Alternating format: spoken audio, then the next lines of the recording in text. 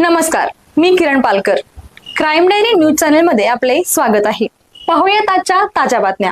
इचलकरंजी शहरातील 2 सराईत गुन्हेगारांना 2 वर्षासाठी कोल्हापूर जिल्ह्यातून हद्दपार करण्याचे आदेश जारी करण्यात आले आहे.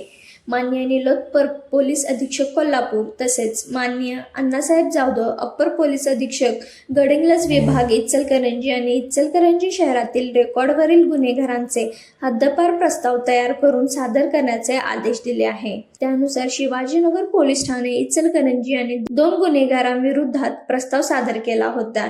यामध्ये पहिला आरोपी अविनाश शेखर जाधव उर्फ जन्मनी राहणारे लिगाडेमाळ इचलकरंजी यांच्यावर खून, खंडणी, मारामारी, चोरी, खुनाचा प्रयत्न आणि शस्त्र बाळगणे असे एकूण 6 गुन्हे तसंच एक प्रतिबंधात्मक कारवाई दाखल आहे.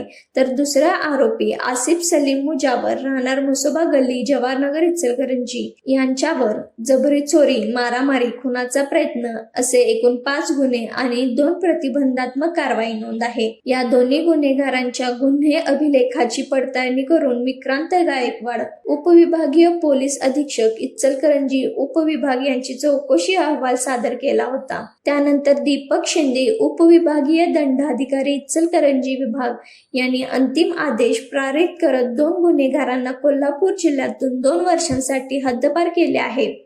पोलीस प्रशासनाने दिलेल्या माहितीनुसार हे 2 आरोपी गंभीर स्वरूपाचे शरीराविरुद्ध गुन्हे करणार असून परिसरात त्यांची दहशत होती. या कारवाईमुळे शहरातील शांतता आणि सुव्यवस्था कायम राखण्यास मदत होणार असल्याचे सांगण्यात आले आहे.